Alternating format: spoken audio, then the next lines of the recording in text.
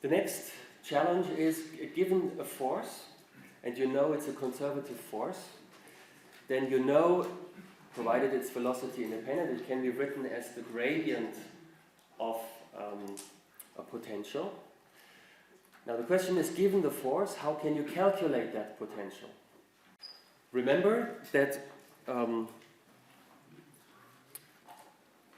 we know that provided the force is velocity independent, then the conservative force can be written as minus the gradient of the potential u.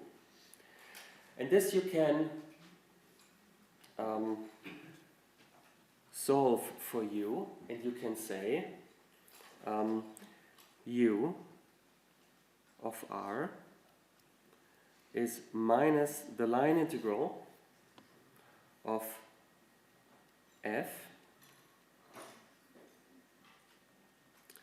up to some point r, and you can choose an arbitrary starting point r0, and you can also add an arbitrary constant. So with this formula for the potential, then you can verify when you take the gradient, you get back the force. So this allows you in general, given the force as a function of position, to calculate the potential u. Now you can, when you do that, you can exploit the fact that the force is conservative, and therefore line integrals of the force are independent of the path that you choose. So for example, if you have, and I draw this in 2 dimensions, x and y, so you seek the potential at this position r, you can pick an arbitrary starting point for your line integral. This of course must remain the same for all positions r that where you want to evaluate the potential. And then you can calculate the potential at r with the above formula as a line integral along, say, this path c. But this path c, which I just drew, is probably difficult to evaluate because it's such a wiggly curve. So to make life simpler, you could just as well, because it's path independent, you could just as well pick an alternative path which looks like that. Let me call this C prime. And this consists of 2 sections. The first section, you go parallel to the y-axis, and in the second section you go parallel to the x-axis.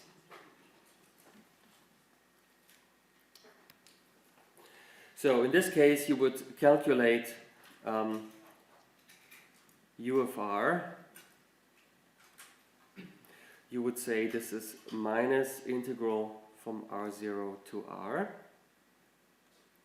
line integral dot f, and let me omit this arbitrary additive constant. You can always, in your mind, you can always add it at the end. And I can choose the path as I like, and I choose, say, the path C prime, which makes evaluation of the line integral particularly simple. So the idea is to choose the most convenient path.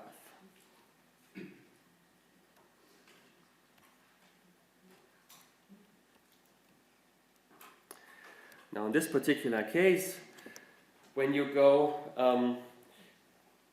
you can divide it into 2 parts. First you have the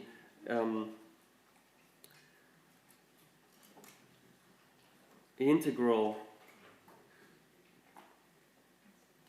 let me denote it symbolically like that, that you have the first section of curve C prime.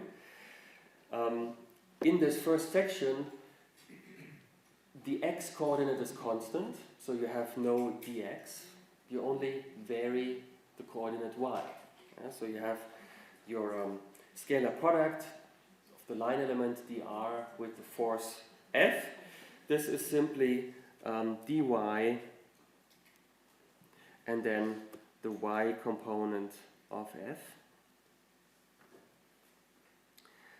And then you have to add the second section, and there it's just the other way around. You vary the coordinate x, but the coordinate y is fixed. So in your scalar product with the line element, you simply have dx fx. So you see that if the vector is given to you as a function of position, this might be a possibility how you can calculate the potential in a simple way. Just choose a convenient path. This concludes the discussion of a single particle, and now I would like to move on and consider many particles, systems of n particles, n mass points to be more precise. So we have bodies that have, as their only property, they have a mass, but they don't have any structure beyond that. Yes? So they are n mass points. And let me try to sketch the general situation that you encounter again in 2 dimensions.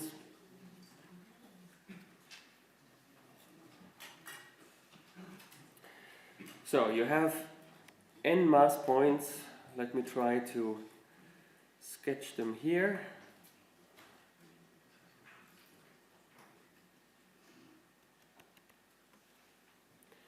So you have, say, particle 1, particle 2, and so on, up to particle n.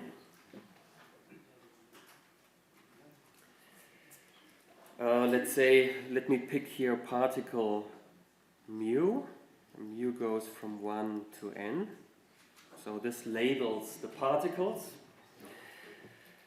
And this particle mu has position vector with respect to the origin of your reference frame.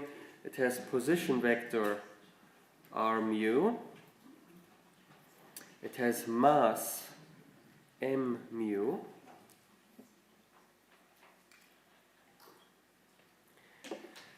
And this particle experiences forces. And there are 2 kinds of forces. There are forces exerted by the other particles, and there may also be external forces. Say these n particles are subjected to an external field. So I have 3 particles in the gravitational field. Yeah. So we have, let's start with the latter. So let's say we have external forces. Let me symbolize them like that. And then as a consequence, on this particle mu, we have acts an external force F external mu.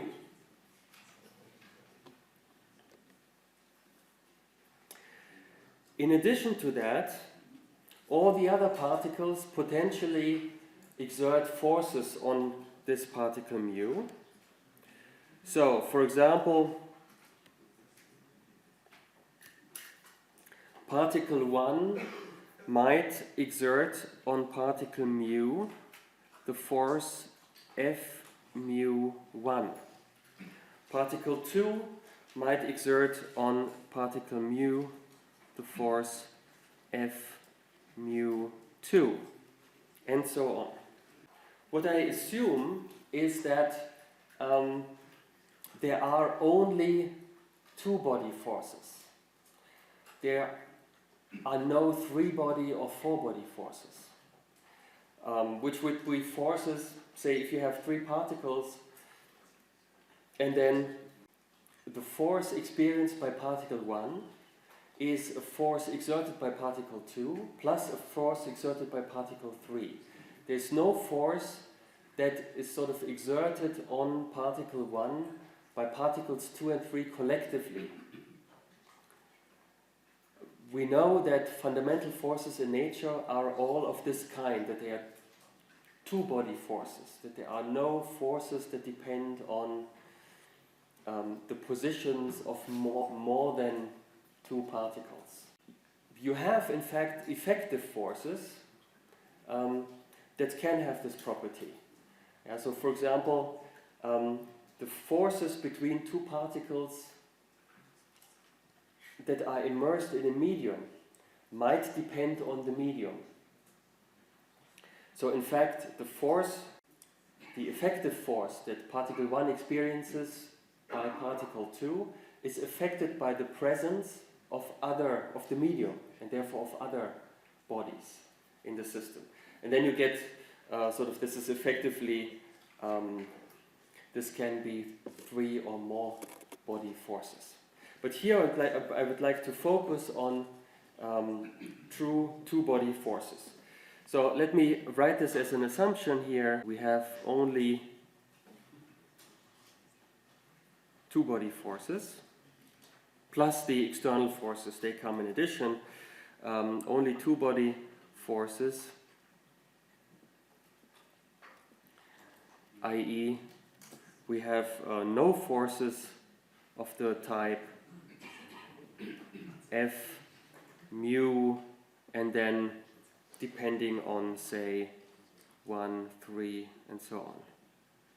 So that we have here more than two labels.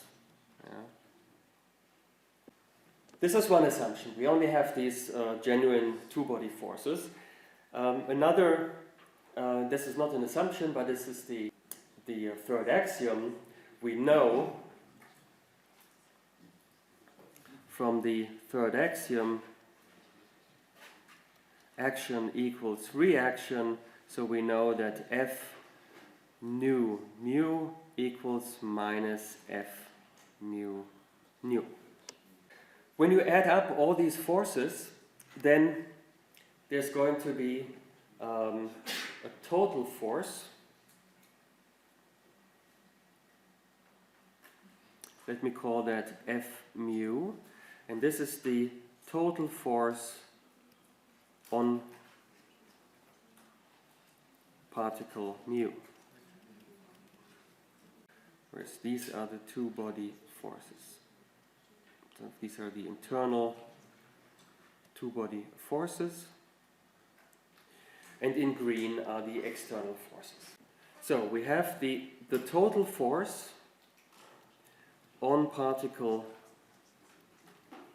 mu, F mu.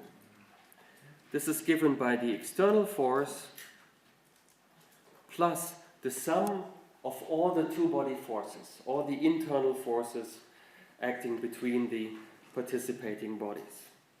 So this is a sum over nu, going from 1 to n, and then we have F mu nu. And here we have the convention that a body doesn't exert a force on itself, so we always have F mu mu is equal to 0. This total force leads to an equation of motion for the particle mu. This is given by the second axiom, and it reads that mass times times acceleration of the body mu are given by the force, and that's precisely the formula that we had above. This is the equation of motion for body mu.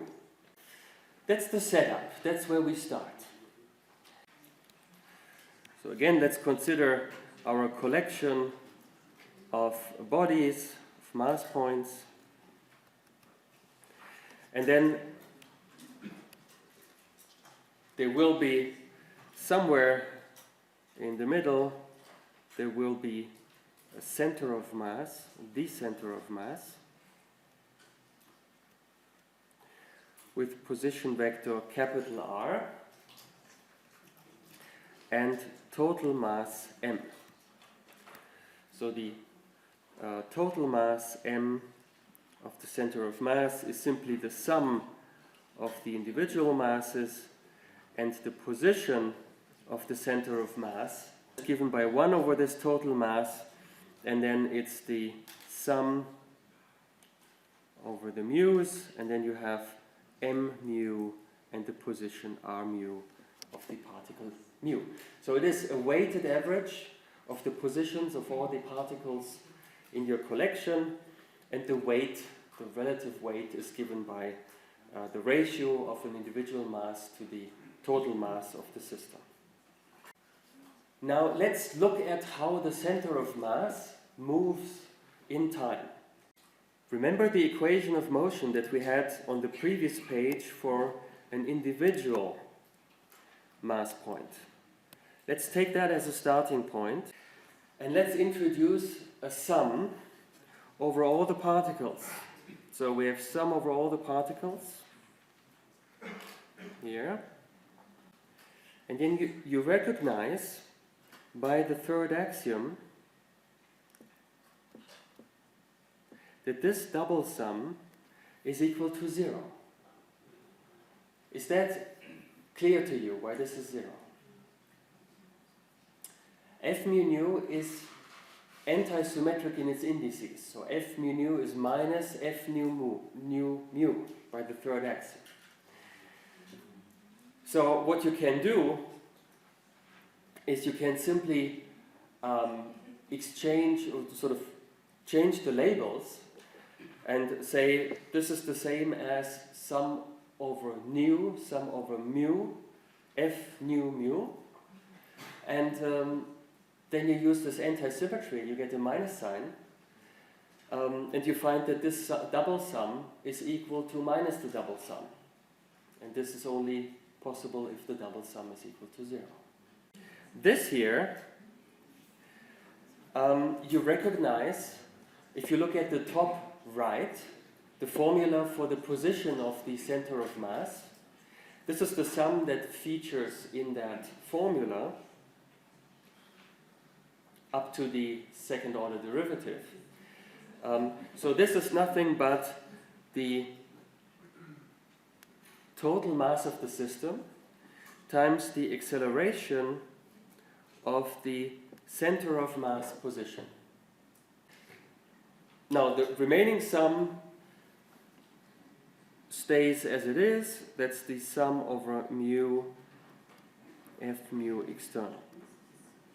And here you get one very basic but very important first result for a system of n particles, namely the dynamics of the center of mass of these n particles is determined by the external forces only.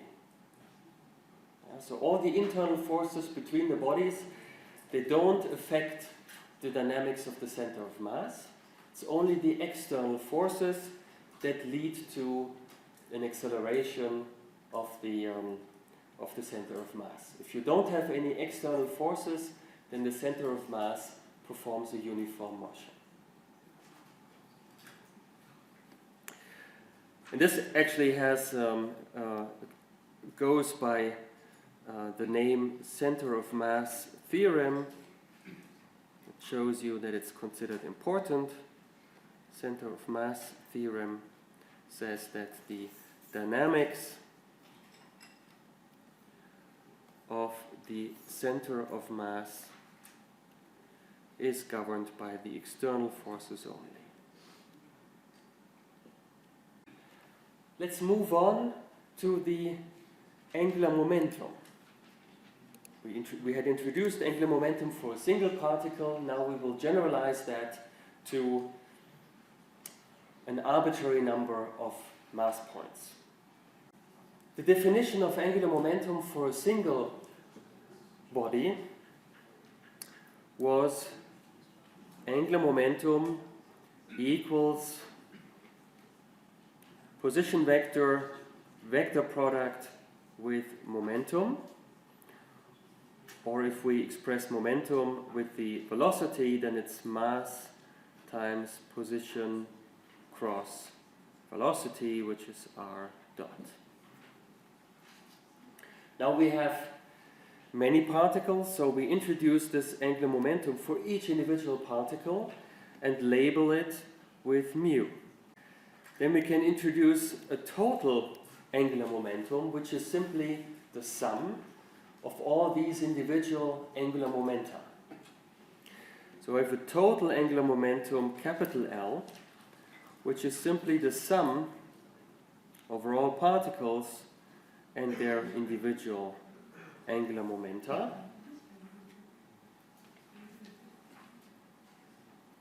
And this, using the above definition, this is sum over mu, m mu, mass of particle mu, r mu, cross r mu dot. Now we can ask, how does that total angular momentum change in time? So what is the derivative of L with respect to time? We have a vector product here, position cross velocity. When we take the time derivative, we have to apply the product rule, and we get two terms. We get r dot cross r dot plus r cross r double dot. Now the vector product of a vector with itself always vanishes, and therefore only the second term survives. So taking the time derivative leaves only sum over mu, m mu, r mu, cross r mu, double dot.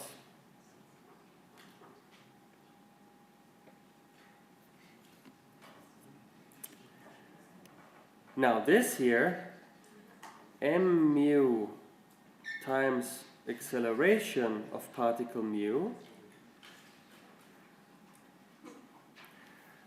this is the force acting on particle mu. And we said earlier, this force acting on particle mu is a sum of external force plus all the internal forces. So we can write that, we can decompose that in the same way.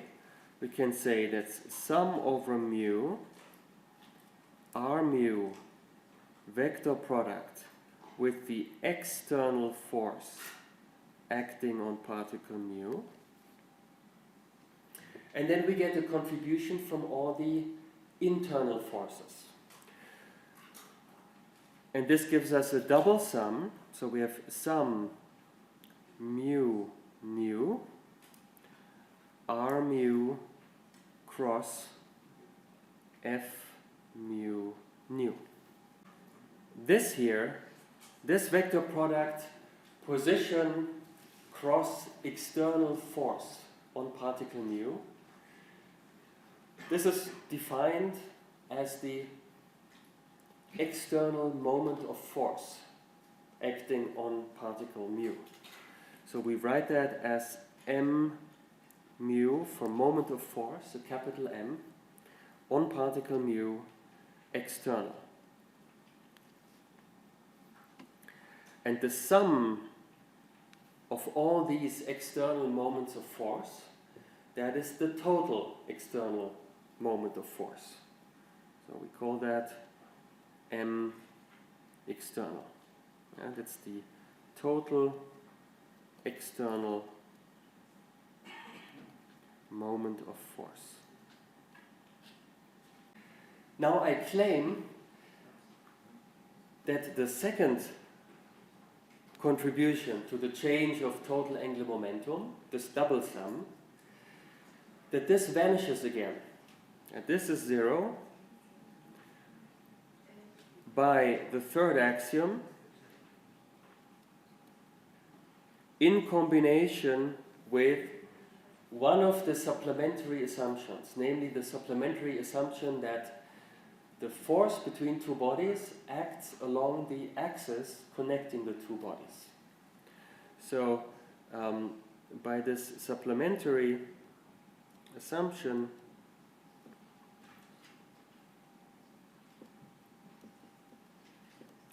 that the force between two bodies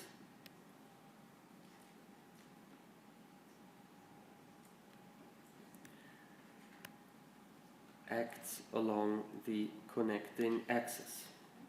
Yeah? Now this is something that I would like to prove on a separate page, because that's, I think, not so obvious to see, or more difficult to see than in the previous case.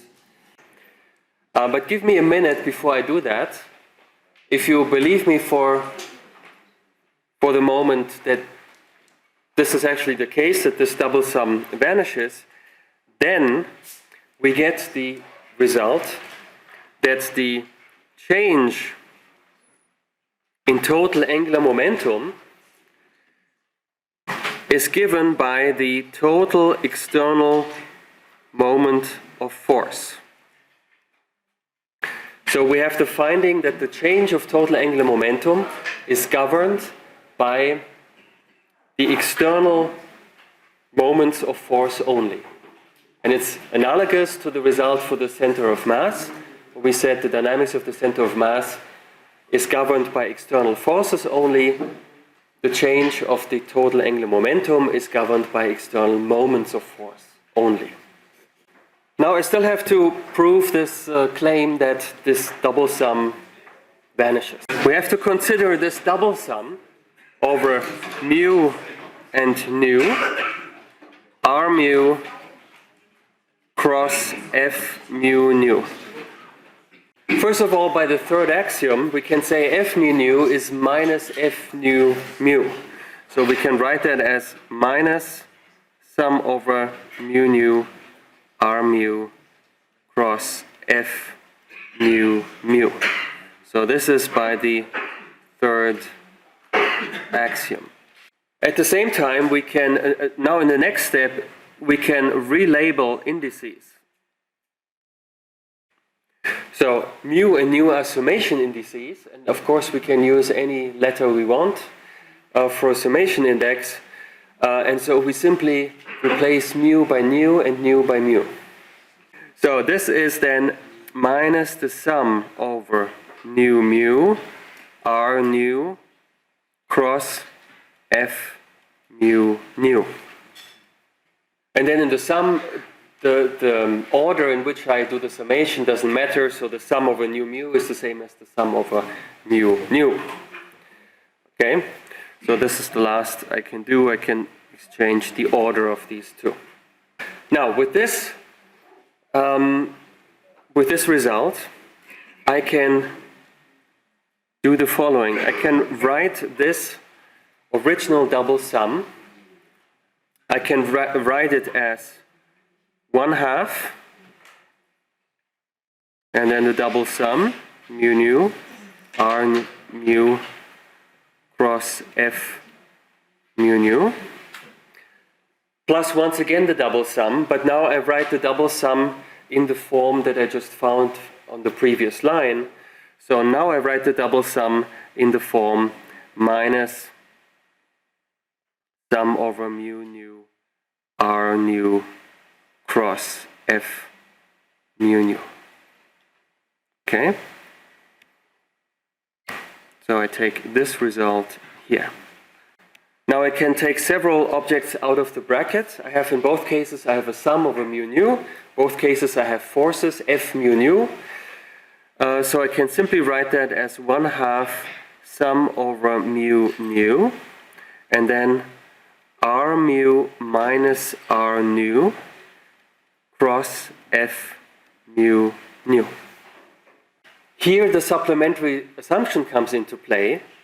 The supplementary assumption says that the force between two particles acts along the axis connecting the two.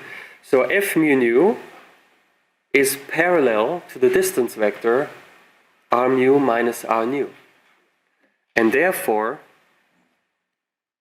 this vanishes by supplementary assumption. So, for the As far as n particles are concerned, we've now talked about the center of mass, we've talked about angular momentum, and let's next speak about energy. Starting point here is again the equation of motion for body mu. So mass times acceleration for body mu equals the force on body mu. We can do two things now. We can, first of all, as we did before for the single particle, we take the scalar product of this equation of motion with the velocity. So we multiply with r mu dot on both sides, and then we sum over all particles. And as before, for a single particle, the left-hand side can be written as the time derivative of now a sum over all particles, mass over 2, and then velocity squared. And also, as before, for the single particle case, we identify what we have inside the bracket with the kinetic energy, and we label it by T. That's the kinetic energy. On the right-hand side, we do the same that we just did for the single particle. We introduce a distinction between conservative forces and dissipative forces. So as before, we say that F mu can be split into two parts: a conservative force and a dissipative force.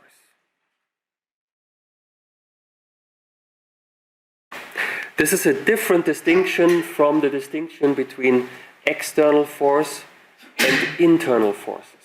This is one distinction, external, internal, and here we have a distinction, conservative, dissipative. Again, we have to define what we mean by conservative force.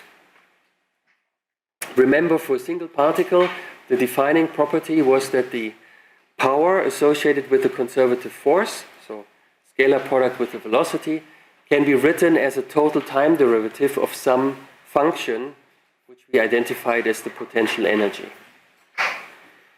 Here it's the same logic, only that we have to sum over all particles. So we take the scalar product with velocity, so we have the power exerted on particle mu, and then we sum over all the particles, so we get the total power. And for a force to be conservative, it must satisfy the property that this is a total time derivative of some function u, which may now depend on the positions of all n particles. So it may depend on r1 of t and so on up to rn of t. Yeah? And forces that do not satisfy this property fall under the heading of dissipative forces. So what do we find? We find on the left-hand side, it's the change in time of the kinetic energy. On the right-hand side, when we do the split, we have minus the change in time of the potential energy, and then what remains is the dissipative forces times velocity, sum over all particles. So we have the following form: d over dt, the sum of kinetic plus potential energy, equals sum over all the particles, and then the dissipative forces scalar product with the velocities. Yeah? So again here, this is the total mechanical energy of the system.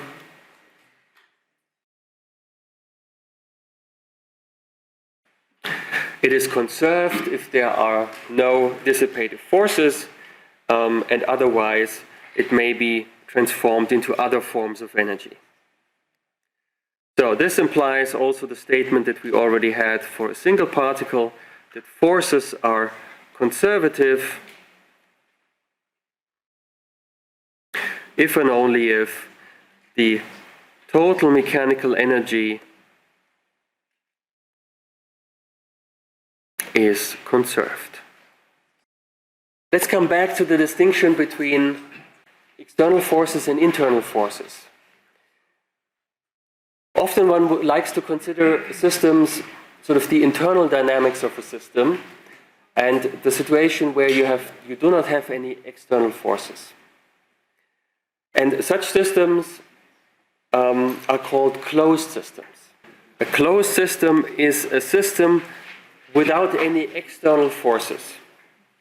In practice, this means that the system is far away or sufficiently far away from other bodies, from other systems. You never have a perfectly closed system, but you have nearly perfect closed systems if they are sufficiently far away from all other bodies.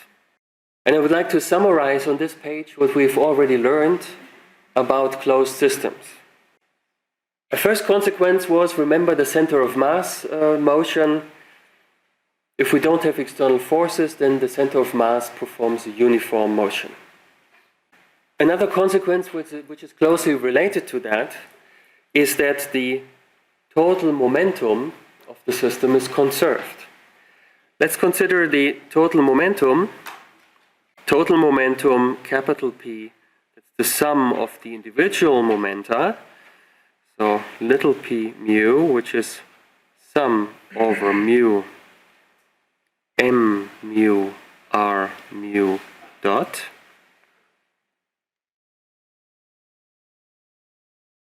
But this is by definition of the center of mass position. This is nothing but the total mass times the position of the center of mass, and we take the first time derivative, so this is mass times velocity of the center of mass.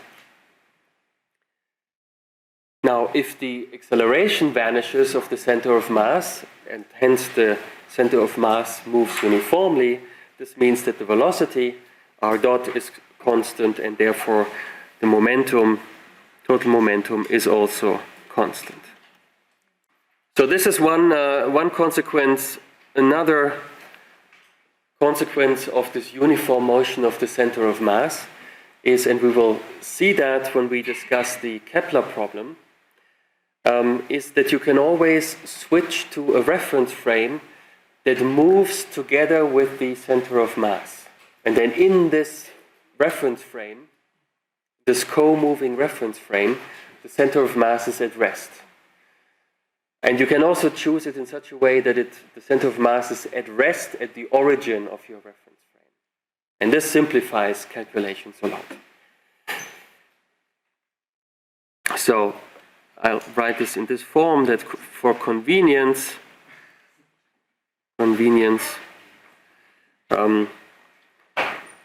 you can choose a reference frame, and more specifically an inertial frame, in which the center of mass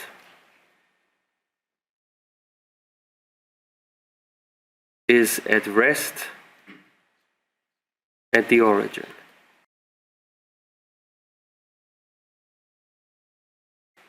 All right, this is one important property of closed systems.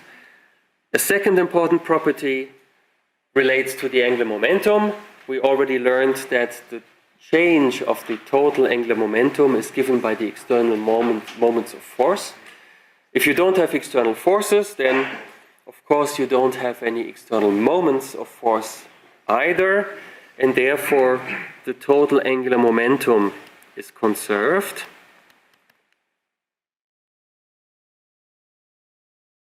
And finally, we talked about the energy, and we learned that the change of total mechanical energy is given by the power exerted by the dissipative forces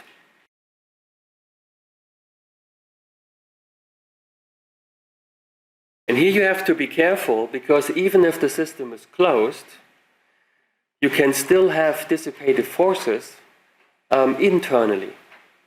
So the system being closed does not mean necessarily that dissipative forces, that there are no dissipative forces.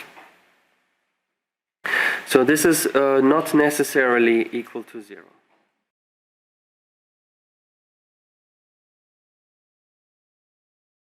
Because there may be internal dissipative forces. But if the system is not only closed but also conservative, then the total mechanical energy is conserved. Let me add that here. So if conservative,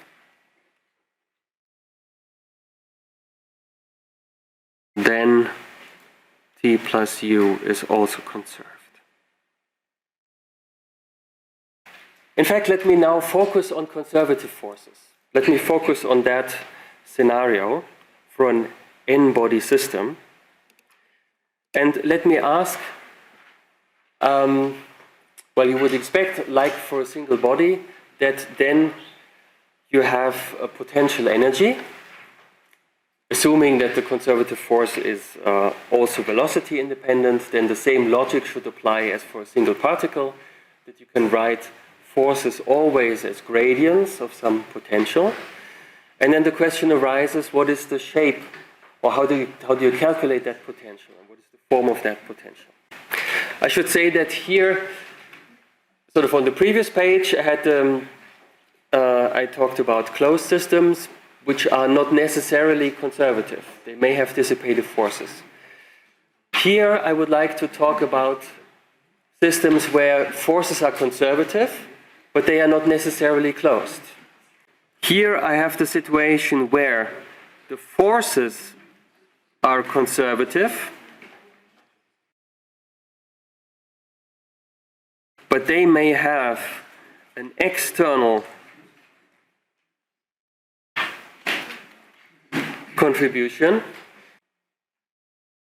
and that external force may depend, or generally depends, on the position of the particle on which the force acts. And then we have contributions from the internal forces, so we sum over all the particles over nu, and we have F mu nu. Again, conservative. And now the force between two particles generally depends on the positions of the two participating bodies.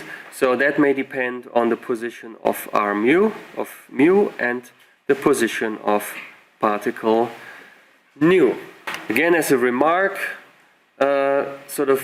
this is genuinely a two-body force, and therefore it does not depend on positions of other particles as well, but it really only depends on the positions of these two particles. So it does not depend on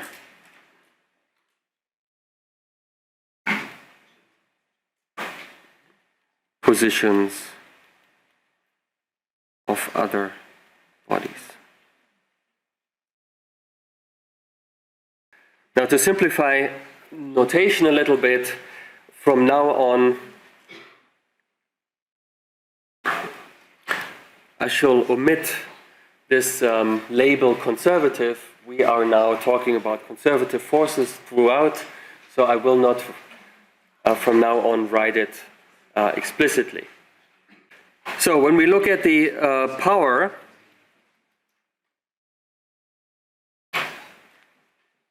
scalar product with velocity, and then sum over all the particles, we can split it up again in two contributions. We can say this is sum over mu, the external forces times velocity, plus the internal forces times velocity. At the same time, we know this is supposed to be, because it's conservative, a total time derivative of some function, some potential energy u, which we can write as, using the chain rule, as we did for a single particle. We can write this as a gradient with respect to the position of particle mu of u, scalar product with velocity, and then we have to sum over all the particles. If you have a function that depends on one position vector only, so let's say you have a function f of r, and then you take the gradient, then you know this is the gradient is a vector with components partial derivative with respect to x, and then with respect to y, and with respect to z. Now, if you have a function that depends on, say, the positions of two different particles, r1 and r2, and then you take the gradient, then you have to specify, when you take the partial derivatives, with respect to which of the two position vectors you take the gradient and the partial derivatives. So if I indicate gradient with respect to position vector r1, then this means this is the vector with components partial df with respect to component x1 of the first particle, and partial of the function with respect to y of the first particle and z of the first particle. Yeah? So this is what this notation means. And of course, we said earlier that this potential u, this potential energy u, may depend, and generally does depend, on the positions of all the n particles involved. So when we take a gradient, we have to specify with respect to the position of which particle we take the gradient. If we say, as we did before, we focus on forces that are velocity independent. So we do not allow terms, we do not include terms of the form velocity vector product with something else, like the Lorentz force. Then we can identify this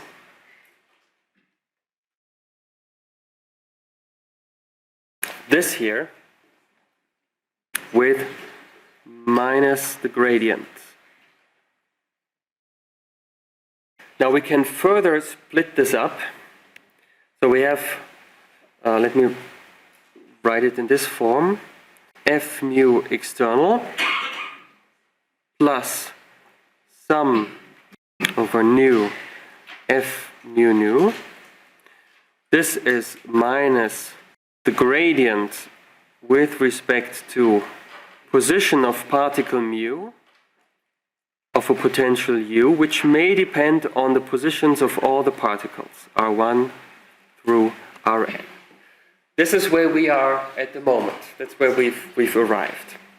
We can now further split this up, and we can say that we write u as the sum of an external potential and an internal potential. And we do this splitting in such a way that the external force becomes minus the gradient with respect to r mu of the external potential, and this becomes minus the gradient of the internal potential. So that's where we are. We have conservative forces. We know they can be written as a gradient of a potential. If the forces are also velocity independent, we don't have Lorentz forces or similar. And we split up the forces into external and internal, and we also split the potential into external and internal. Now, what does that imply for the form of the potential? Let's start with the external part. We know the external force on particle mu, which is at position r mu. We said that this is minus the gradient with respect to position of particle mu of the external part of the potential, which depends on the positions of all the particles. What does that imply for the form of that external potential? You have on the right-hand side, you have a potential which may depend on the positions of all the particles. But if you take the gradient, then you get the left-hand side. The left-hand side is a force which depends on the position of particle mu only. It no longer depends on the positions of all the other particles. Okay? So this means that the external potential must be a function that depends on the position of particle mu plus some other function which does not depend on the position of particle mu. And this holds for all particles. And this implies that the external potential actually is the sum of potentials, is the sum of functions, and each function depends on the position of one particle only.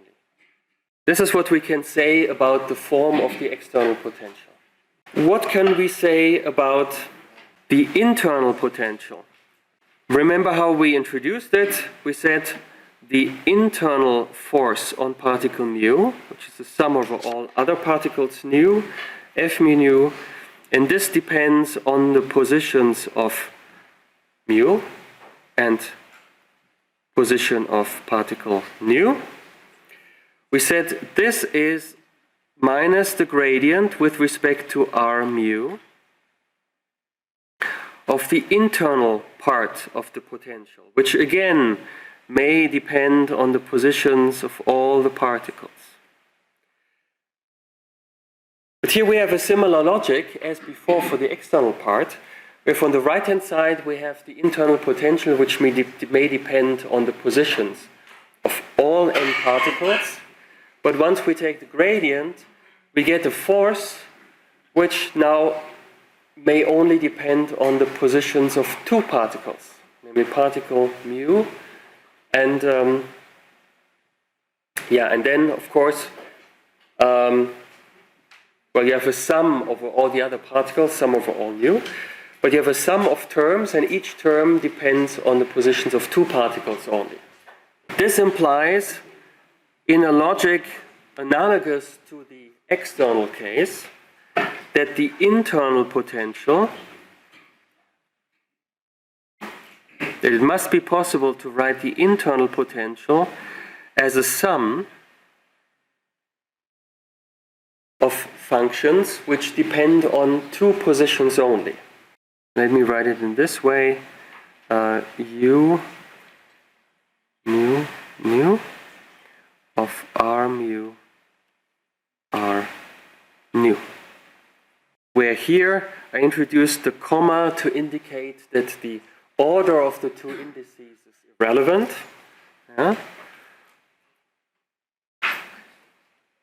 Order of indices is irrelevant.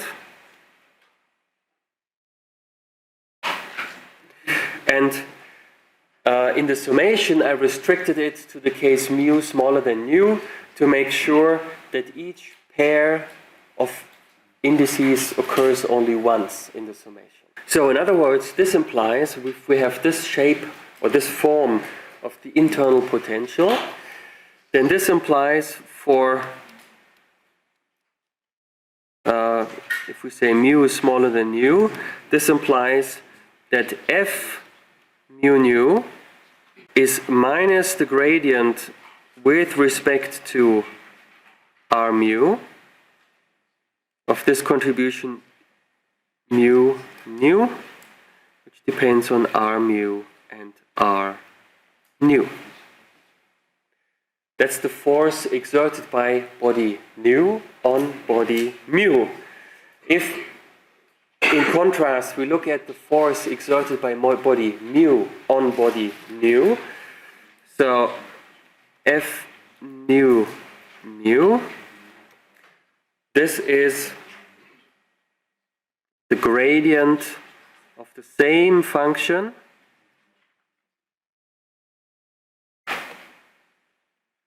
but now with respect to position of nu, body nu.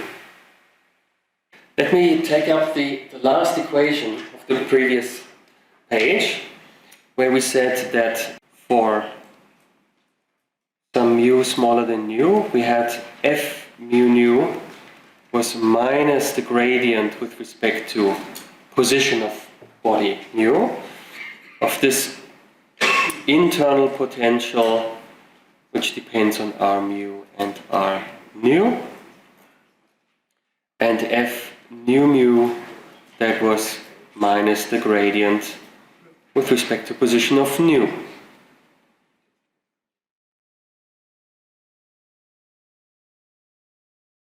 Let me now consider the following situation. Let's say we have the two particles mu and nu here. With respect to the origin of our reference frame, let's say they have positions r mu and r nu, and the difference vector between the two, this difference vector, let me call that just little r, where little r is r mu minus r nu. That's the distance vector pointing from body nu to body mu. Now let's suppose that we shift both bodies in the same direction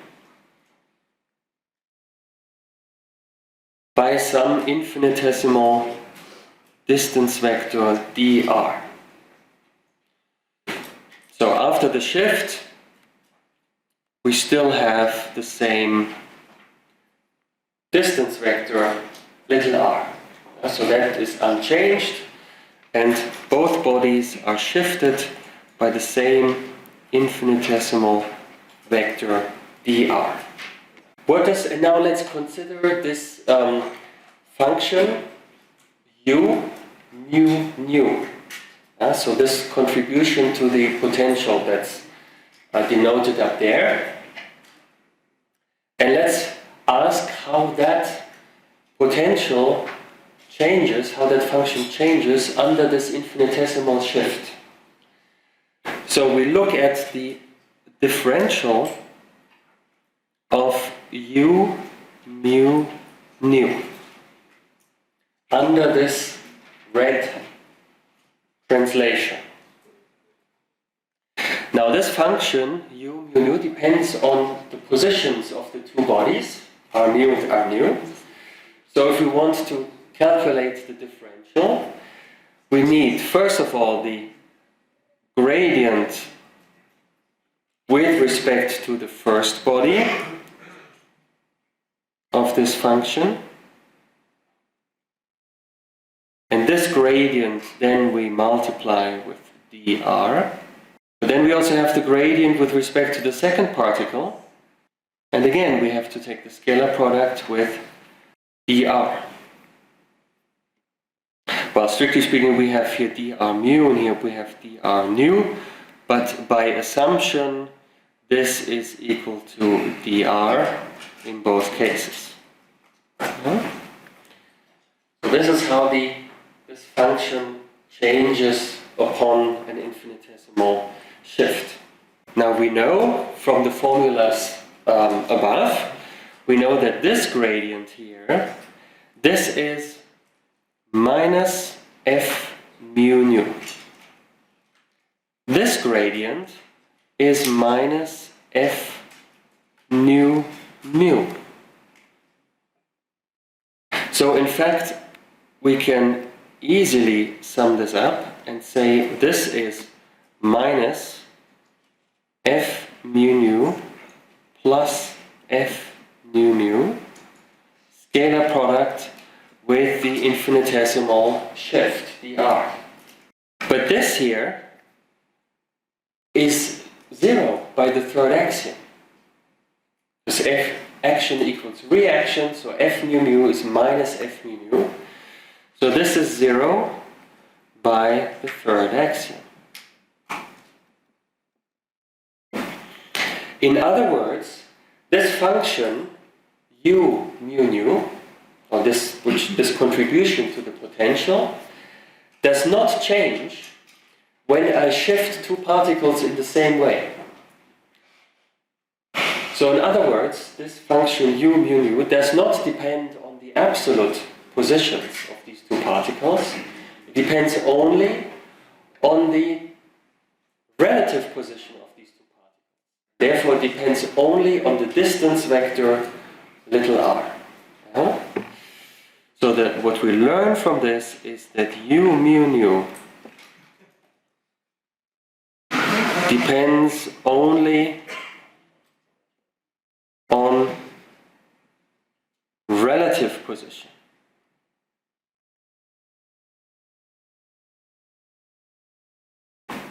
And therefore, the function u mu nu of r mu r nu is in fact just a function of the distance vector r mu minus r mu.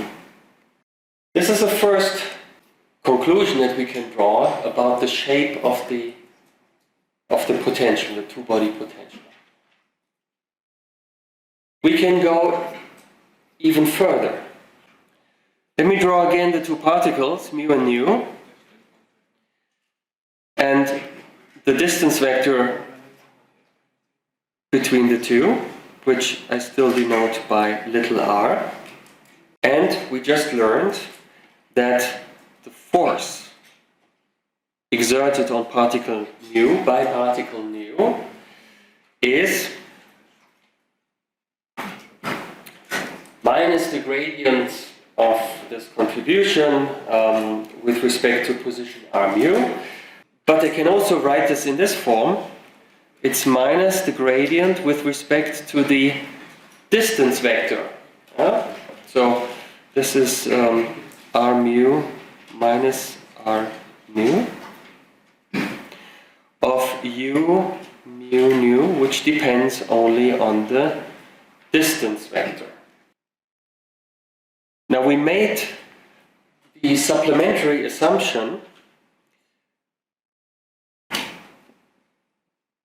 for forces that are not dependent on velocities, that f mu nu, the force between two bodies, acts along the axis connecting the two bodies. So f mu nu is in fact parallel to the distance vector, implying that the gradient of our function u mu nu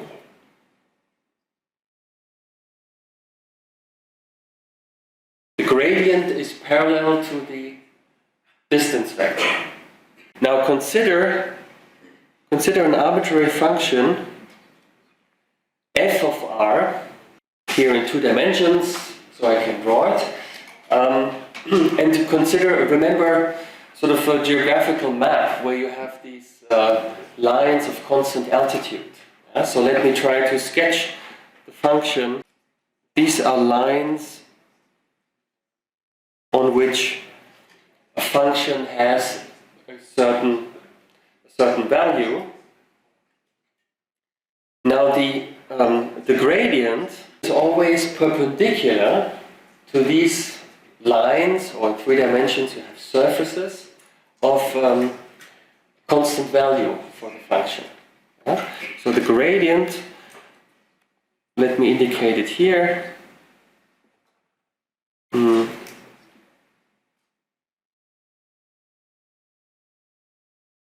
Yeah, so this is the gradient of f, and it's always perpendicular to these lines, okay, to these gray lines. You see from that picture intuitively that if you require that the gradient is always parallel, so this is now f of r, yeah? If you require that the gradient is parallel to the position vector. So let's take, for example, a point here, this point here, as this position vector, and the gradient at that point, say, is perpendicular to the gray surface, and here it's fine, the gradient is parallel to the position vector.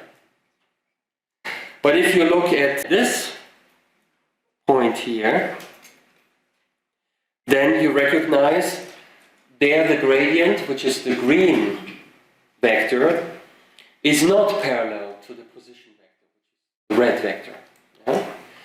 And that's because these surfaces, these gray lines, they have this funny shape, they have these curves and wiggles. The only shape for these surfaces that ensures that the gradient is always parallel to the position vector are surfaces of spheres. So the requirement that the gradient of f is parallel to r for all r implies that these lines where the function is constant are surfaces of spheres. And this implies that the function is in fact a function of the distance from the origin only.